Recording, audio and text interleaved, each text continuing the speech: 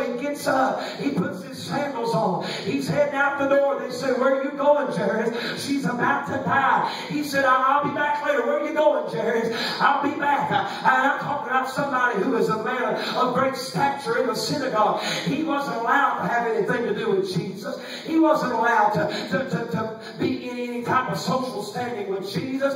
But he did with his mind when it got in trouble and he got in a certain situation where it affected his home. All of a sudden his mind went back to the blind eye opener, and his mind went down to that one who had healed that crippled boy, and his mind went down to the one who busted up that funeral and raised that boy from the dead. And so Jairus in his mind said, I'm going to go get Jesus. Yes, and so Jairus comes to Jesus and he says, Lord, he said, my baby girl's home, she's sick and she's about to die.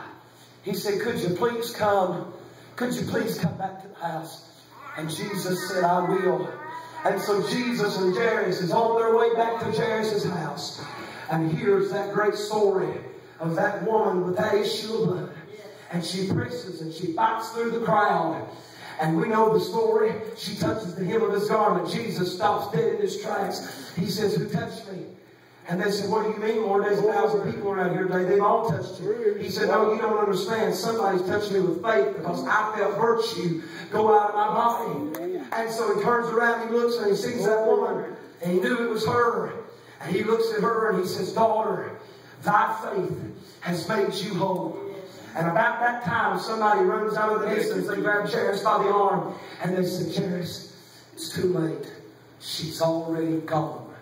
And all of a sudden, I believe fear struck the heart of Jairus. And that same faith that was in that woman that touched Jesus, Jairus' fear reached up and touched Jesus as well.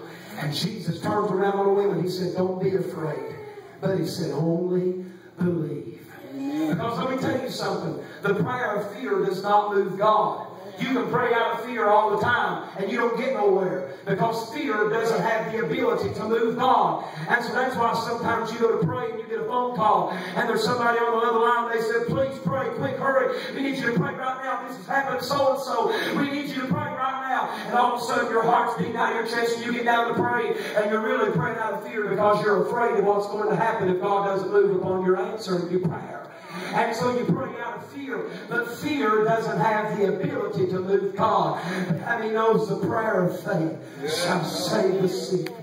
And so Jairus, he looks into the eyes of Jairus and he says, don't you be afraid. He said, only believe. If I'd have been Jairus in that moment and I could have looked at the certain situation that just happened